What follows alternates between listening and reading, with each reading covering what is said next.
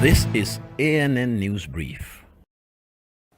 Good afternoon. I am Lucy Adeyemi. Sierra Leone has declared the prevalence of rape and sexual violence a national emergency. The move follows a nationwide outcry over the rape of a 5-year-old boy by a relative a year ago that left the victim partly paralyzed. President Julius Maada Bio said on Thursday each month hundreds of cases of rape and sexual assault are being reported against women, girls and babies. He said some fatalities included a 3-month-old and that 70% of survivors are under 15. Bio said those convicted of sexual offenses against minors will now face life in prison. The current law carries a maximum penalty of 15 years, and very few cases have been prosecuted because thousands of cases are unreported because of a culture of silence. Police say the number of recorded cases of sexual and gender-based violence in Sierra Leone almost doubled last year to more than 8,500.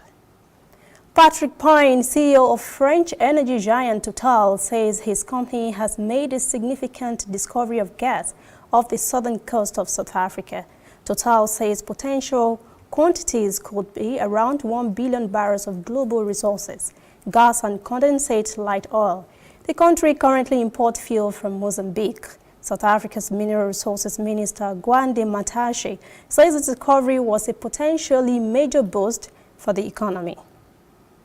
We'll be back after the short break. This used to be me.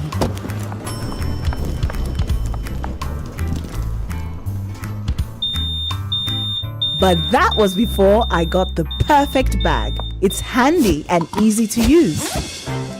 All I need in one compact space, just like my MTN Extra Value plan. I used to get one plan for my calls and then try to remember which data plan worked for me. Roaming was a totally different ballgame. Not anymore. I've got the MTN Extra Value all-in-one plan. If you're a data buff like me, you get extra data with some talk time. And if you like to make calls, you get extra talk time with some data.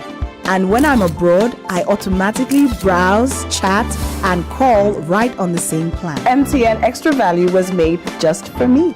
More of data or calls, whichever one you prefer. MTN Extra Value is made just for you. Still in South Africa, where the Ministry of Art and Culture recently hosted the inaugural South African Film Summit in Johannesburg, aimed at transforming and innovating the country's film industry. Policymakers, funders and filmmakers gathered to look at the sector to find solutions to expand it and clear any bottlenecks. Government is keen on partnerships not only with the private sector, but also with other government departments. Sometimes some people would be funded by more than one funder on more or less a similar project. And you ask yourself, why is it that we've not been able to work? We have to work. And I think that there's been a lot of investment in the industry. When it comes to content buying, there is another pressing issue of intellectual property. Our broadcasters now need to understand that people need to have ownership of their IP. Does it make sense? You've got a crappy budget and you also don't own your IP. So something has to be revisited and we need to create a... has been completed.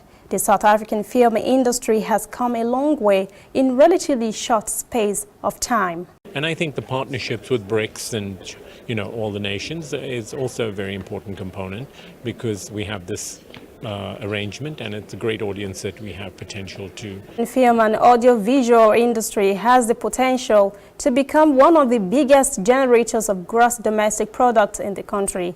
At the moment, the film industry is at number 3 on the list, above tourism. That's CNN News Brief. Join us again at 5:30 for our full newscast. For details on these and other stories, visit our website, annafrica.net. Also join the conversation on Facebook, facebook.com/ANN Africa TV, Instagram and Twitter at ANN Africa TV. I am Lucy Adeyemi.